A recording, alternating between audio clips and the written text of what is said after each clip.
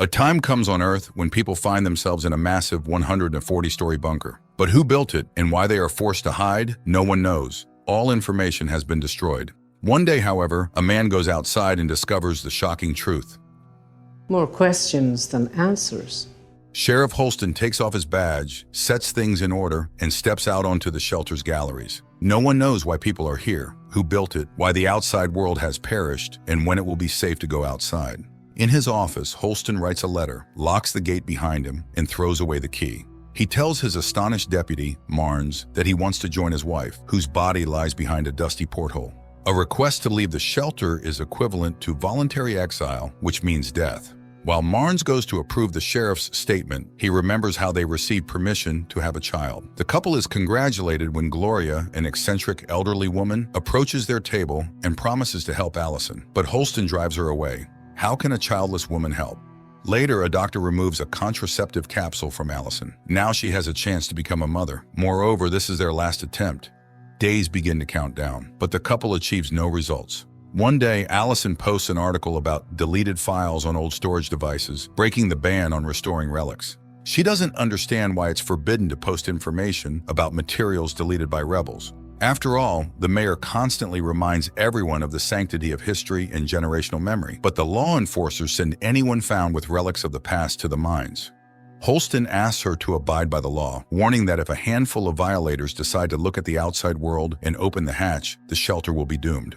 Allison disagrees with her husband, but has other worries as she still can't get pregnant. Freedom Day arrives, a holiday celebrated after the last rebellion. The bunker's mayor is concerned that the external lens is becoming increasingly dirty. On the one hand, this is good, indicating no criminals among the residents who are sent out to clean it. But on the other, people should see the outside world.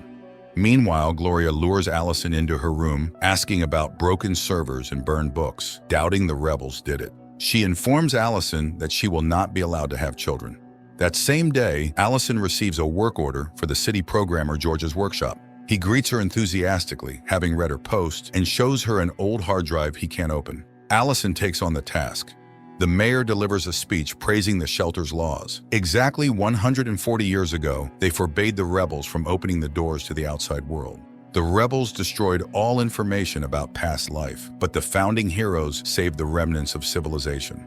Allison manages to open the drive, but she is frightened and leaves, asking George to destroy the relic. But he examines the shelter's entire plan and finds a mysterious tunnel at the very bottom.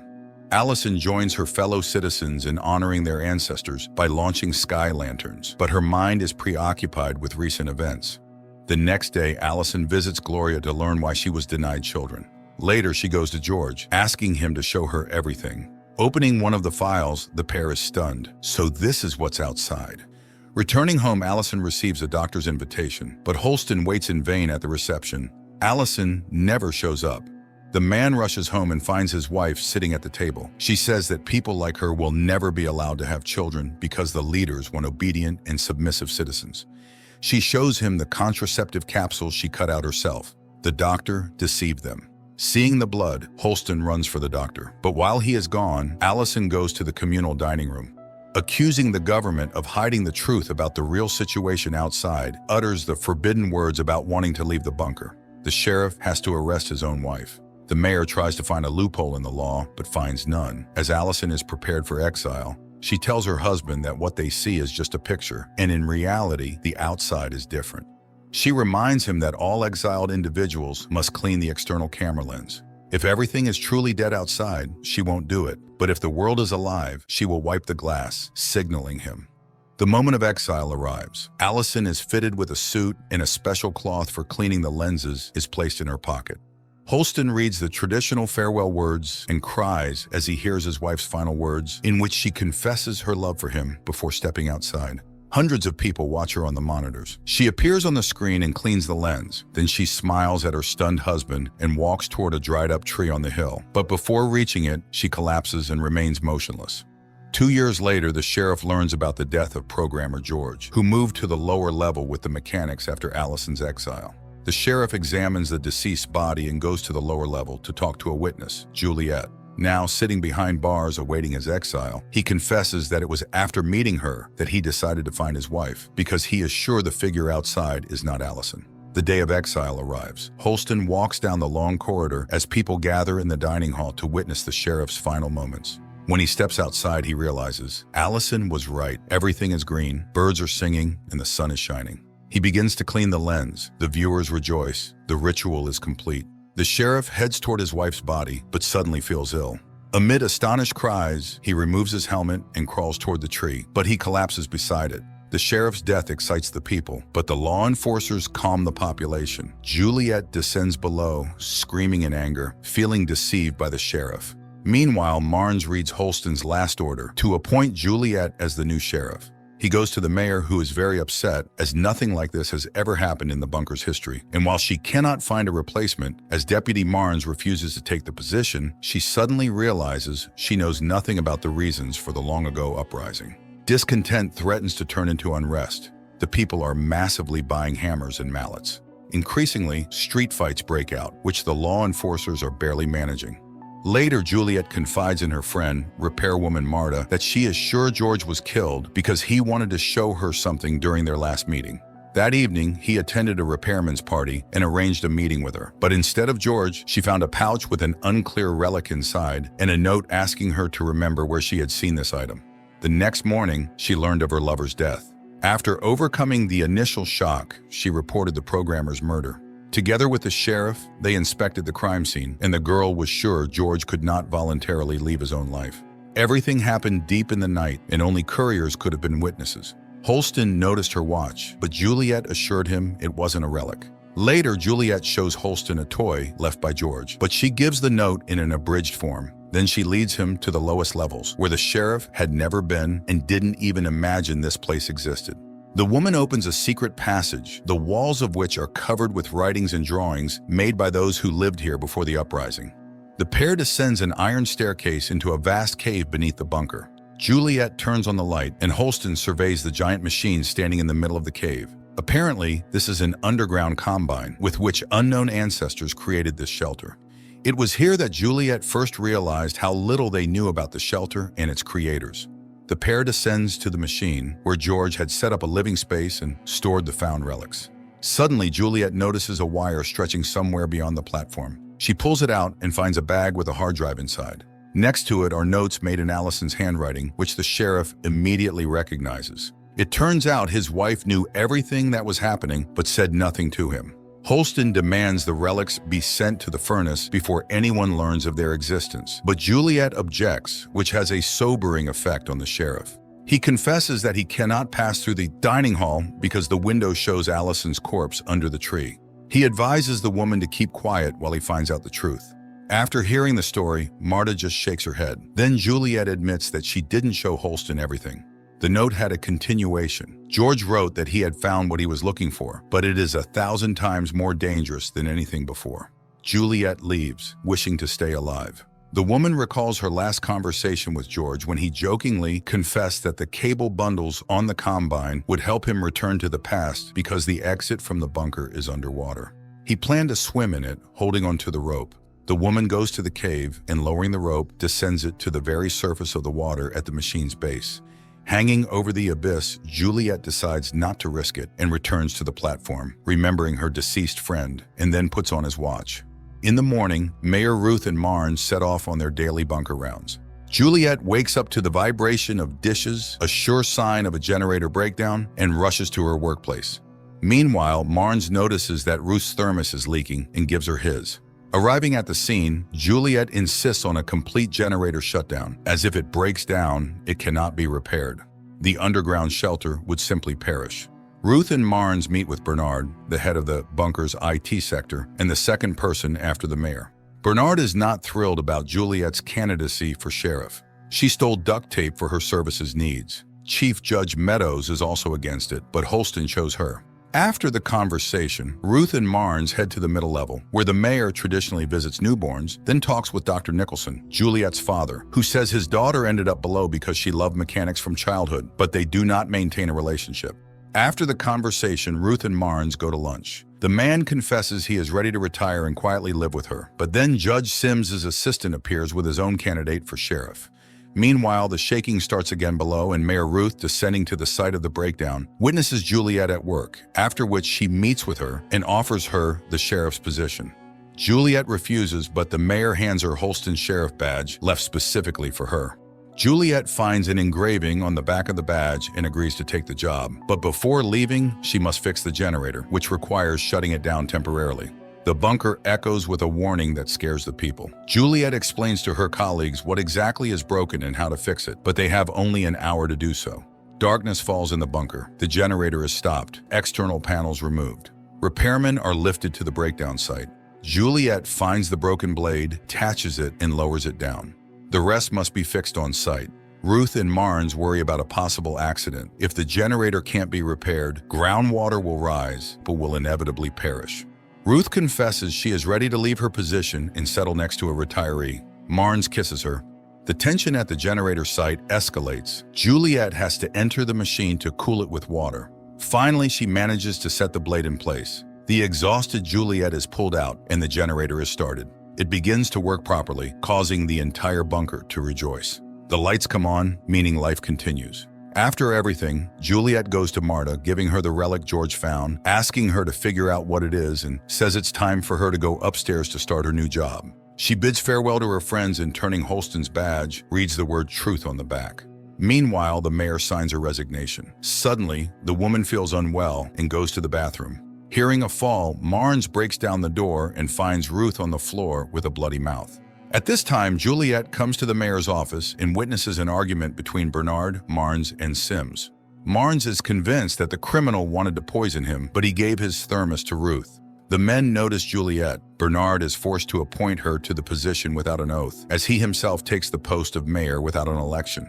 After the conversation, Juliet passes through the dining hall, noticing a lone man sitting at a table when the sheriff's secretary calls her. The woman escorts her to the office and explains the rules here. Juliet asks for George's case file and inspects the office and the cell, from the window of which she can see the tree under which Holston and his wife found their resting place. Then, going to her new dwelling, she again remembers her childhood when she mourned her dead mother and brother, and her father apologized for not being able to fix everything in life. Later, she searches Holston's office and learns that the sheriff left George's case file on his desk specifically for her. And then a message comes about an incident with Marnes. She rushes to the middle level, where the former deputy sheriff is beating a man he suspects of poisoning Ruth. Juliet stops the fight and leads Marnes to the dining hall, where she tells him about her suspicions regarding George's murder and that the sheriff promised to give her a sign if he found something. She shows the sheriff's badge. Marnes agrees to cooperate and takes her to a man named Kennedy, whom he suspects of illegal artifact trading and involvement in the murders. But everything ends in a fight, yielding no explanations. Later, Juliet tries to locate the hard drive George gave to Sheriff Holston. Marnes advises her to check the storage. He then admits that he had enough enemies who wanted him dead. Seeing Ruth's portrait on the wall of his room, Juliet understands the true feelings of the man and agrees to leave her post after they find the mayor's killer. The action shifts to the past when Juliet packed her things and left home, heading down where she handed Marta a note asking to accept her as a repairwoman, allegedly written by her father. The girl ends up in the scrappers team. Every 5 minutes, junk is dumped here, from which useful items need to be found, and it is very hard work. Soon, Juliet is called to Marta, where her father is waiting. However, the girl refuses to return, feeling she is in the right place. In the present, Sims visits Marnes and informs him that the judge is ready to remove the new sheriff from her position, to which he reminds him that Juliet was Holston's choice. Meanwhile, she meets a man in the dining hall, and Lucas turns out to be a Shakespeare lover. Marnes, seeing Sims out, remembers Ruth, and then hears the clothesline conversation between Juliet and Marta, where the sheriff admits that she found herself an assistant.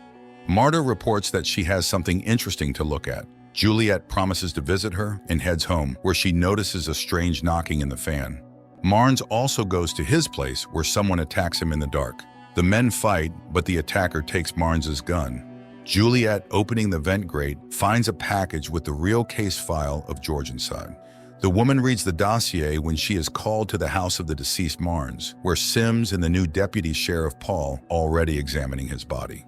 Juliet joins them and finds a piece of paper with a list of suspects in the dead man's pocket. Later, she proposes burying the couple together. According to the charter, this is not allowed, but on the other hand, the romantic aspect will distract attention from the murders. Then a race to the summit in memory of the mayor will be announced. Ruth and Marnes are buried in one grave. Bernard gives a speech, after which Juliet, with her characteristic bluntness, speaks about her attitude toward her appointment, but she will be faithful to her duty to the end. In the concluding part, everyone bites into an apple, throwing the core into the grave, wishing that a new tree would grow from the remains, giving life. Returning to her office after the funeral, Juliet finds a lawman from the lower level, Hank, who is worried about her, as are all those below. He reminds her that he is always ready to help, but her personal secretary is in no hurry to accept the new boss, understanding that Juliet agreed to the position only to find out the truth about George's death.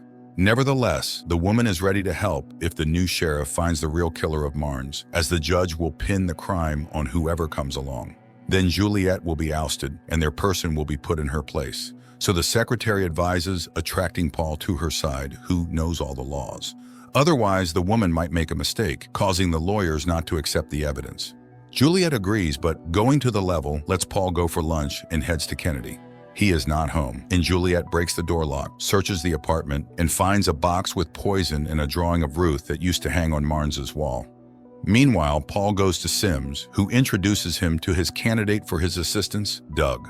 In the meantime, Juliet finds Kennedy and takes him to a safe place, then meets with Paul, who confesses that Sims suspects a man named Ralph. To everyone's surprise, Juliet requests a warrant for Kennedy's arrest.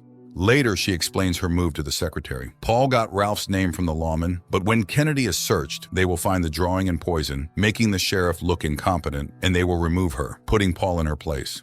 She returns to Kennedy's home, where she meets Doug, and accusing him of planting evidence, tries to arrest him, but he runs and Juliet follows. The situation is complicated by the beginning of the race to the summit.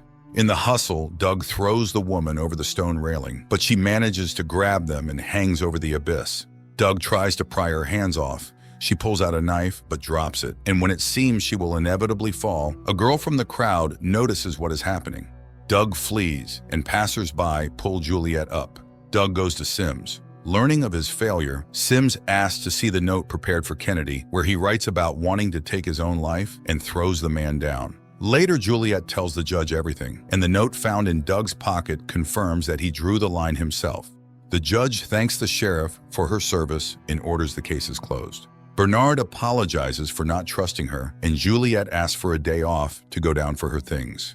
At night, she again sees Lucas, who draws her attention to the celestial lights, which also move in specific orbits. Juliet asks Marta about these lights, but she has no idea what they are. The woman is concerned about Juliet's safety and talks about the artifact Juliet left her, but she cannot study it in detail because her magnifying glass is too weak, and stronger ones are forbidden by the charter. Marta doesn't understand the ban on improving their living conditions, as they don't even have an elevator, and this artifact threatens them with death. But Juliet doesn't want to abandon her new job until she finds out what happened to George. Deciding to catch the criminal with bait, she goes to the lower cave and takes the artifact from George's drawer.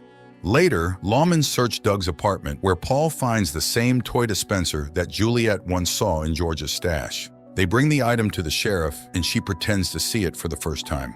However, Paul reminds her that keeping found relics is illegal, so she must report it to Judge Meadows. The sheriff, Paul, and Sims go to the judge, and on the way, Juliet notices the involuntary movement of her assistant's fingers, which he tries to hide. After hearing the arguments, the judge intends to close the case, but Juliet presents the found artifact and asks for permission to investigate. Sims objects, confident that the item was planted on Doug. To the sheriff's surprise, the lawmen have a catalog of artifacts. They even know the watch on her wrist belonged to George. Nevertheless, Juliet receives permission to investigate. Paul and Juliet go back to Kennedy, who finally names the artifact dealer. The pair arrives at Regina's house, who confesses that she was George's lover. Meanwhile, Sims finds a description of the found toy in the catalog and learns it belonged to George. Juliet is shocked by what she learns, having believed in the man's sincerity. Regina admits that she bought relics for him, and it was the main thing in their relationship. Later, Bernard and Sims visit the station. The latter announces that the item belonged to George, couldn't have ended up with Doug. However, Bernard recalls that Doug was involved in searching the IT guy's rooms, so he could have appropriated the item and orders the sheriff to stop looking for motives for the mayor and her assistant's murders. Realizing that Juliet planted the dispenser in Doug's room, Paul is outraged. She points out that his condition disqualifies him from holding a responsible position.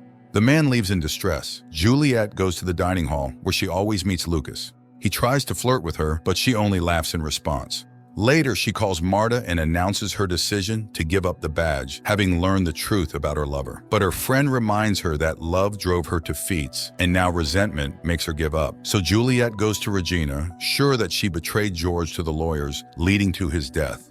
The woman admits she told a lawman about the hard drive after threats to her loved ones and gives the sheriff a relic that belonged to George's mother, a children's encyclopedia dating back to before the bunker. Juliet examines the book in her apartment, marveling at the photos of animals and nature scenes, unaware that a surveillance group is watching her through cameras installed throughout the bunker. Suddenly, she finds a pencil-written name, Gloria, on the back page of the book. She takes the encyclopedia and heads to the medical section to talk to Gloria, where she learns that, by the judge's order, the woman is being drugged. Even in a twilight state, Gloria talks about some waters where her loved ones remain. Meanwhile, a massive brawl breaks out on the lower level. Paul resolves the issues but then expresses his frustration at the sheriff's neglect of her duties. The woman then reveals that all recent deaths were homicides. Paul is surprised and suggests a legal solution for a case review. In the evening, Lucas finds Juliet stargazing and tries to kiss her, but she rejects him. Returning home, she finds descriptions of constellations in the book. The next morning, she goes to Bernard, who admits receiving threats from the judge, who can find a reason to fire the unelected mayor. So he urges the sheriff to find a way to control the judge. Juliet goes to Meadows demanding a chance to talk to Gloria, after which she promises to resign, but the judge makes it clear that nothing depends on her, and she obeys people whose names she cannot reveal. Meanwhile, Sims, switching to Gloria's room, notices flowers obstructing the camera lens. Juliet asks her father for help, who is delighted by her visit. Despite his fears, the doctor takes Gloria in a wheelchair to the nursery ward, where Juliet is waiting. The man gives her injections that counteract her medications, and after some time, Gloria regains clarity. Seeing the book, she tells Juliet that George's mother, like her, was part of the Keepers, a secret group dedicated to collecting and preserving artifacts of the past. The bunker authorities weeded them out, preventing them from having offspring. She also knew Juliet's mother. The Keepers helped her build some kind of magnifier before her husband betrayed her to the bunker. Juliet accuses her father and takes Gloria to a ward, allowing her to admire the book one last time. Gloria notes the absence of flowers which Sheriff Holston brought and placed in front of the mirror. Piecing the facts together, Juliet realizes where the cameras are. She covers the mirror and, knowing Holston checked the ventilation, finds George's hard drive. After Juliet leaves, Sims bursts into Gloria's room and forces her to admit that the sheriff found Holston's stash. He sends his people to search for the sheriff. At the same time, she tries to open the hard drive using her father's computer. This fails, and Juliet recalls how her mother built a microscope through which she discovered a heart defect in a rabbit, identical to the condition of Juliet's brother, and realizes that the experience from such an operation could save lives. Receiving a call, she heads to her office, which Sims's people are turning upside down. Paul tries to remind them of the legality of the search, but they do not listen. Juliet remembers a similar search many years ago when lawmen ransacked their home. At that time, the girl's mother accused her father of betrayal and voluntarily handed over the device. Despite her father's vows of innocence, the girl refused to speak to him. In the present, Juliet is forced to present her belongings for inspection.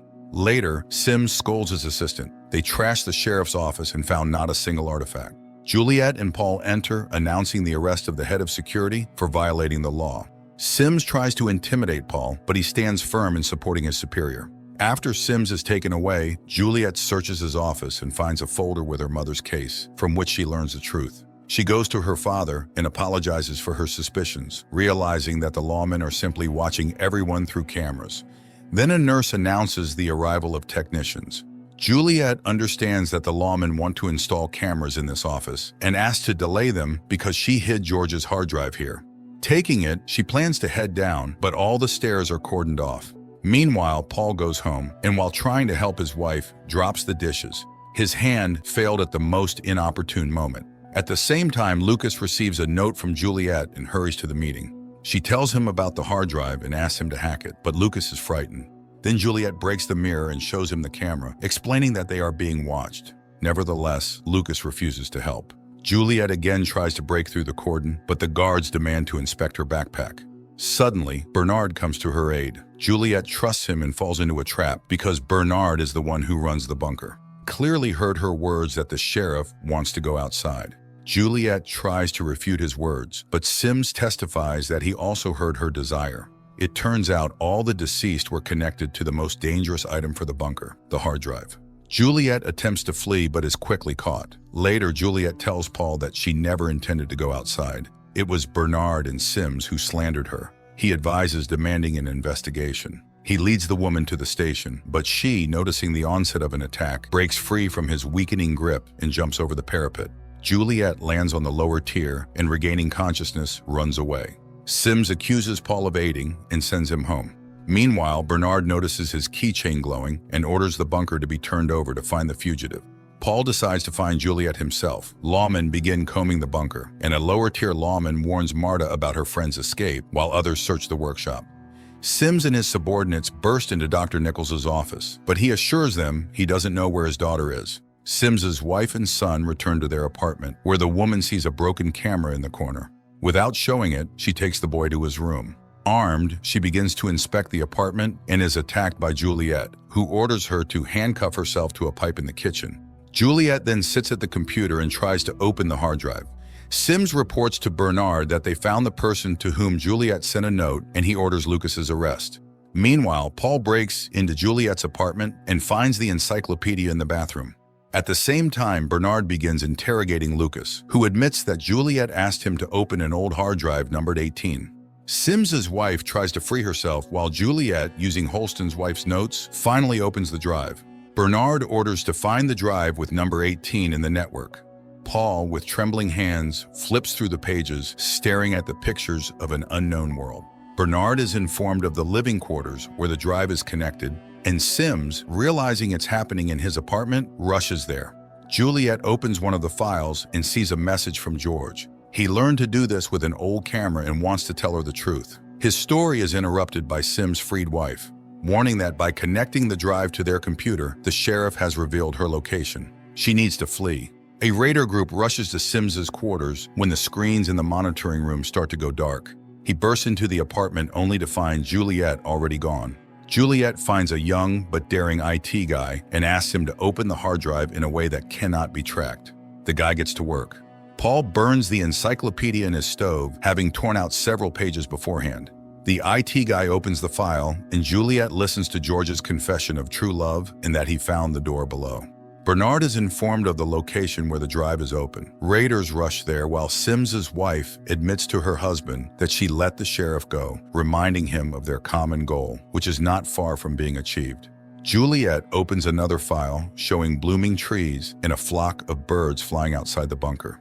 People marvel at the outside world, and the sheriff suggests showing this footage to the entire bunker. But to do this, they need to connect to the main system, which is possible by connecting to the amplifier on the lower level. But lawmen are everywhere. Sims goes to Paul, who explains the search of the sheriff's apartment by his desire to understand why she volunteered for the cleaning. Sims hints that he has long noticed his hand issues. The trio reaches the amplifier and connects the drive, which is immediately reported to Bernard. The observer's screens show a beautiful view of the nature surrounding the bunker, and people freeze, staring at the monitors. But Bernard orders them to close their eyes and lower their heads. He then inputs some code into the system, and it shuts down. He orders everyone to forget what they saw when news arrives of the capture of two of Juliet's companions. She has escaped again, and Bernard realizes that the sheriff is moving through the trash chute. Juliet indeed descends down the trash chute, and Sims orders her to be pushed to the bottom. But one of the women raiders warns her and advises diving into the first hatch she sees. Seeing a metal box coming at her, Juliet jumps down, and trash collectors manage to pull her out before she is crushed. They bring her to Marta and treat her wounds. But Juliet's former boss reports the arrival of the lawman and admits he informed on her. The surrounding people are shocked, but the sheriff approves of his actions. The raiders would have found her anyway and would have destroyed everything. Soon, Bernard and Sims arrive. Bernard accuses her of irresponsibility and smashes the hard drive. He is ready to spare her friends if she agrees to go for cleaning and show what happened to George. The woman agrees to the deal. She is led in shackles to the upper tiers, while Marta leaves her section for the first time in 25 years to go to the supply department head. Meanwhile, Bernard and Sims bring Juliet to the observation room, ordering to play the recording of George's last hours. She sees that the man jumped down himself to prevent the lawmen from reaching his comrades and helpers. Later, the woman is prepared for cleaning. Her father comes to the cell, but she cannot tell the truth as the camera is being watched. Lucas is sentenced to 10 years of work in the mines for aiding the rebel, and her colleagues from the lower tier send her a box of delicious things, where Juliet finds a note from Marta saying that the supply people are great. Paul is appointed sheriff. On the day of cleaning, Bernard finally answers Juliet's questions. Her troubles began when she delved into George's case, which threatened the existence of the entire shelter, as the truth could explode people's minds. However, Juliet does not understand why it's forbidden to tell that it's safe outside and that George found a huge steel door at the bottom. Hearing about the door, Bernard ends the conversation and announces the start of the ceremony. The woman says she will not clean the lens, but he reminds her that everyone claims that, and then they all clean. As a last request, he returns her the sheriff's badge. Later, he examines the broken drive, which is only damaged on the outside. Meanwhile, the bunker inhabitants gather in the dining hall, trying to distance themselves from the man who betrayed Juliet. The supply people dress the woman in a suit. Bernard reads the standard formula, and her last words are an assurance of the absence of fear. Juliet heads to the airlock. Stepping outside, she sees the green world, blooming tree, and flock of birds. She realizes the picture is not real. The woman turns to the lens, pulls out the cloth, but drops it. She then heads to the bodies of the Holstons, but she encounters an invisible barrier where the sheriff fell and realizes that everything around is a hologram. Juliet places the badge where people see the bodies. Bernard exclaims that she knows everything, causing Sims to be puzzled. Juliet climbs the hill where no one has gone before, realizing that the supply people made a special suit for her. Bernard rushes to a secret console, and Juliet sees a devastated Earth instead of a green blooming valley. But looking at her bunker, she leaves beyond the visibility of its inhabitants.